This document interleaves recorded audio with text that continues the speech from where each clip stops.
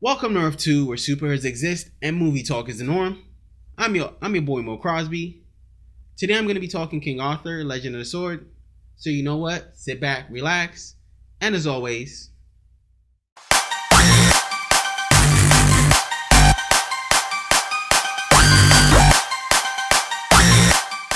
welcome to the planet. Yesterday I saw the movie King Arthur, Legend of the Sword, and I saw it in 3D as a matter of fact. Guess what it was? Super lit. Exactly. Super lit. So I'm going to give you my unbiased thoughts on the movie King Arthur, Legend of the Sword. It did have some places where it faltered. I'm going to get into that when the review goes on, but I'll give you a very quick synopsis before I get into the actual movie. So the movie's about Arthur Pendragon, who doesn't know he's actually Uther's son. Uther is dead. His dad is dead, and he died because his uncle wanted to claim the throne. He was jealous, wanted to claim the throne. He did, but he didn't account for the fact that he didn't end the line immediately. So we have Arthur, who's now grown up on the streets, with prostitutes, and now he's, by chance he gets to be the one to pull sword out of stone. And you know the story of Arthur, so I don't really need to go into the details for you. This is a very interesting retelling of the subject matter, because what Guy Ritchie did in this movie is take what we know about Legend of King Arthur and turn it all the way around on its head. And as we do on Earth 2, I get into what I like, then I tell you what I don't like, then I tell you if this is a C movie. Okay, let's get into it. What I did like, the storytelling and just how big and how massive this movie was and the world in this movie was. I loved all of that. When Guy Ritchie was announced to do this movie, I was a little worried about the subject, because Guy Ritchie doesn't do, for one, he hasn't done a movie this scale before. He hasn't done a movie with so much lore. Yes, he did Sherlock Holmes, don't get me wrong, which was great, and I liked it. Didn't necessarily like the second one, so of course I felt really worried about this.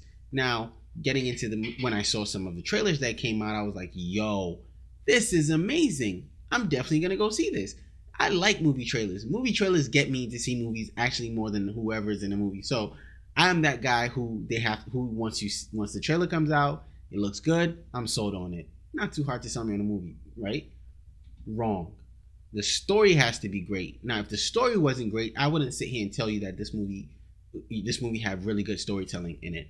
Regardless of what the pacing and what the editing and cutting did, because if you watch any Guy Ritchie movie, you will, if you're not used to Guy Ritchie movies, you will get upset because there's, some fast pacing and fast talking in this, because that's who Guy Ritchie is. But for a King Arthur movie, you would ask yourself, did it work? Yes, it did. It worked for me. I thought for the movie that we're going to see, which is not, you're right, you know what, this is kind of warm, so guess what? I'll be right back. Okay, don't move. Much better. Where did I leave off? Now, the story of this movie obviously has some aspects of King Arthur in it, but it also brings in some things we don't necessarily know. There's almost no legend of King Arthur yet. And this is the reason I'm going to say yet is because I feel this is a franchise type movie where I'll tell you the first story, see if I can get you to, like it. If you want to see more, I have more stories for you. And with the way this movie ends, I feel like we're going to get into, more of the Legend of King Arthur, because honestly, the Legend of King Arthur is filled with tragedy. But what this movie does is takes all that tragedy and makes it fun. So it is a fun movie. It's not one of the dreary King Arthur movies we're all used to. No bias against them, nothing wrong with those. It's just that we get a much more enjoyable King Arthur movie for our generation. This is what we like, and that's what Guy Ritchie gave us. I thought, and another thing about this movie is, while there is the myth and the magic behind the King Arthur mythos, we've never really seen it visually or done in the way it was done in this movie. We get to see a lot of the mysticism of King Arthur. We get to see an actual mage, who I think is Merlin, and do things, and we get to see a lot of magic and a lot of wonder and a lot of just really cool looking things happen in this movie. So all of that is really great. Charlie Hunnam, I think I haven't seen him this good since Jax Teller, since Sons of Anarchy. I liked him I liked Pacific Rim. I didn't necessarily like it for him, but I liked the movie. So Charlie Hunnam was fantastic in this. Jude Law, you couldn't have asked for a better villain than Jude Law's Vortigern, because his villainy was just a whole other level of villainy, something we've never really seen before. Eric Bana was really good in this. Aiden Gillian, Littlefinger, he was great. Like, when I saw him on screen, and I'd seen him in the previews, but I saw him on screen, and the way he bounced off Charlie and the way he bounced off Jaima and Hansu, I thought they all played very well off each other. I thought the whole cast, even all the way down to the minor cast, was great. David Beckham had his little cameo in this, and I thought he was amazing. And I'm like, yo, this is awesome, because every character in this movie, there's no character that is left out. If you're watching the movie, there's no character that not one character feels left out. Even the characters that they have to get rid of, none of them feel left out. It's a movie with a lot of characters, but focusing on the one. But even those characters have all have character moments, and all have very cool things they do in the movie. So that's the story in the world. Obviously, the world, we're focused in Londinium and Camelot. So there's not a lot of other worlds, other places to explore. We explore one other world. I can't really tell you what it is because it might constitute as a spoiler. I don't want to spoil this for you because I want you guys to go see it. So you know what? I think I kind of got into that before I actually got to the end of the review, because I want you guys to go see this. So I'm not gonna say anything spoilery in this. Excalibur as a character on its own was great, because Excalibur had humor. When Arthur pulls Excalibur, it's a great moment. You're expecting him to do something really great, and then he drops. Excalibur knocks him out. So it's great moments like this that kind of give the movie's levity, because this is a movie with enough levity where you're laughing, and you're laughing when you're supposed to laugh. You feel when you're supposed to feel. This movie works in terms of when it needs you to feel, and you feel. When it needs you to laugh, you laugh. There's no forced anything in this movie. There's no forced emotion. Charlie delivers his emotions with finesse. Oh, before I even go on, let me talk about the mage, Astrid. I thought she was fantastic. Never seen her before, and I thought she nailed it. Like, she made you. There was a scene where, I think we've all seen this scene. Warner Brothers put this scene out there where Arthur first uses Excalibur, and it's like, whoa, like, you coming into that scene, you don't know why when Arthur saw her he did what he did, but watching the movie and seeing it all develop, you see him kind of have this very weird relationship with the mage. You kind of like, oh, are they not? And so they have this relationship, and so it's like, when that happens, you understand why that happens. Hundred Eyes was great in this. I don't know his name. I'm sorry. I'll do a little research for you guys. He was fantastic in this. Like, again, the characters were all really done well.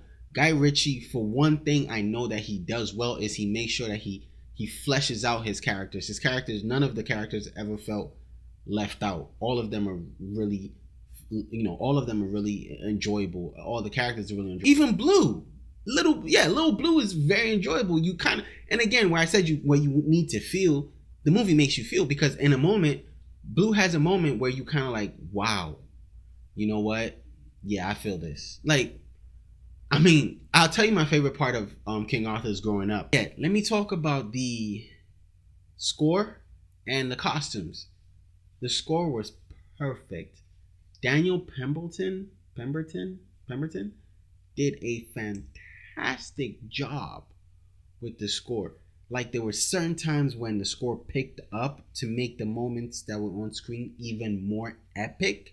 Like Arthur picking the sword out of the stone, where that moment has happened in other movies and it was just okay. It happened here, and Daniel hit the score and it was just like boom, and you felt everything. The score came on, the screen was shaking. You were like, okay, let's get this. Let's get to it. If the moment didn't happen the way it happened, you would have loved that movie at that point. It would have gave me the movie. His score gave me feels of old past King Arthur, to be honest. The costumes, I was in love with every costume in this. As you saw, I had that coat that I had on at the top of the video. That coat is something that Charlie wears in this, and I was like, oh crap, I should do the review on that. But it's really so no, I can't wear it all day. So yeah, like so the score and the costumes were great. I mean, Jude Law in the moment had one of the dopest King Knight costumes I've ever seen in any type of movie. Now let's get into the story actually. So now King Arthur, his dad is dead. He somehow survives. He makes it to Londinium, and he's rescued by some prostitutes, and so thus begins his rise. But during this rise, there's a montage, which I thought was kind of like I didn't feel that right. That's one of the places where I thought didn't do too well for me. That his growing up montage didn't do too well for me, but it kind of works to show where he is, or what he went through to become the man he became. Where we meet him. So we officially meet Arthur at the end of the month. Charlie Hunnam is Arthur at the end of the montage, and he's grown. He's a grown man now, and he's a pimp. So Pimp Arthur is my favorite phase of Arthur in this movie. Again, this is, like I said, this is not a movie that there's nothing about this movie that because I'm pretty sure a lot of folks that have seen this movie, that reviewed this movie, are like, oh, why is Arthur a pimp? I don't agree with this. The bourgeois people, that's how they see it, and that's how they're gonna think about it. They don't want Arthur to be a pimp. But again, you got rescued by prostitutes. Chances are you grow up, you protect the people that rescued you, and you become family with them. You become what you become. It's just the way it is. Then we get to meet, we get to see Vortigern again ascend to, so while Arthur is ascending to become the man he's supposed to become, Vortigern ascends to become the king he wants to become. He is such a menacing character. He rules with so much fear. Like, it was such an amazing scene when he puts his hand out to the crowd, and as he's moving through the sections, everyone is bowing. That was a very, very powerful scene to see the kind of power Vortigern has. And what they did to Arthur in that moment was very sad, because, again, I can't really spoil it for you, but it was a sad moment. It was a great moment of power for Vortigern, but it was a sad moment for Arthur. So the movie does that. It was a little chaotic in the beginning. There was a little chaos in the middle where Arthur has a sort of a training montage, but it settles. Again, the movie doesn't dwell too much in its chaos. It settles after chaos, gives you something, settles after chaos, and then gives you movies. Another moment that I liked in the movie was every time Arthur used Excalibur, the look on everyone else's face just floored me. Every time, like, from the time he pulled Excalibur out of the stone, the guards are like, let's get him. And then it's like, he passes down there like, what the hell? And then the second time he uses Excalibur, it's like, yo, he just destroyed at least 50,000 people. And everybody's looking at him like, did you just do that? Like, did we just see what we just saw? And then, all that happens. And then the last time he's Excalibur, people are like, you know what? I'm not even messing with you right now. You got it. Like, every time he uses this Excalibur. So Excalibur as itself, one, is a character. The story behind Excalibur, two, they tell a story behind Excalibur. Like, they take all you know about Arthur, like the Lady in the Lake, and the fact that, except for this time, Arthur didn't want to do this. There's no Guinevere and there's no Lancelot yet. I keep saying, I would say yet. Again, because they want you to be invested in this. And, to me, if this is going to be a franchise, and I do want it to be a franchise, because I want to see Guy Ritchie, and I want to see these people come back and do another one. What I didn't like, I think I kind of threw that out there again, was, sometimes it was a little chaotic. But again, as soon as the chaos was over, it settled. Like, it didn't dwell in this chaos. It didn't get when a movie gets sloppy, to me, is when it gets to be chaotic or slow, and it dwells there for like a while. This movie was chaotic, sharp, and then jumped out of it. Guy Ritchie does that very well. He doesn't dwell in any scene. He doesn't dwell in any kind of, he doesn't slow down, which is a good thing sometimes, and it's a bad thing. But in this movie, it worked well because, again, this is Arthur that grew up on the streets, so he's not slowing down. Everything he does is fast. The Guy Ritchieisms that were in this movie were fantastic. Like the one in the beginning where he's talking to one of the Blacklegs. This is the guy who plays Roose Bolton, plays in this movie, and he was one of the Blacklegs. The Blacklegs are the King's Guards. they had a Guy Ritchie moment where they try to tell a story of a story while they're telling the story. Does that make sense? Well, go see it and you understand what I'm talking about. Now, I'm getting to the part where I tell you guys if this is a C movie. I think I've said it twice. Yes, go see it. It's a thumbs up from. It's a 2 thumbs up from me. You heard that, so go see it. I liked it. If I had to rate this movie out of a 10, 8. I'm giving this movie an 8. There's not much that I didn't like about this, but there's a lot for you to like about this movie, and I'm telling you, this weekend, if you have nothing else to do, take a chance on it. Go see it. Don't let Rotten Tomatoes tell you when. We already know this. If you've known this from last year, do not let Rotten Tomatoes tell you whether or not to go see a movie. Go see the damn movie. You will enjoy yourself. You will enjoy David Beckham's cameo in this. You're gonna laugh when you see him on screen. You're gonna laugh when you're supposed to laugh. You're gonna feel when you're supposed to feel. I'm not gonna say you're gonna cry because I don't ever like crying movies, so I don't know about that feeling. Never felt that emotion. Never. Yeah, honestly, truly. But yeah, down in the comment section below, let me know if you're gonna see this. Let me know if this was on the radar for you. Let me know if you're gonna be deterred because of Rotten Tomatoes.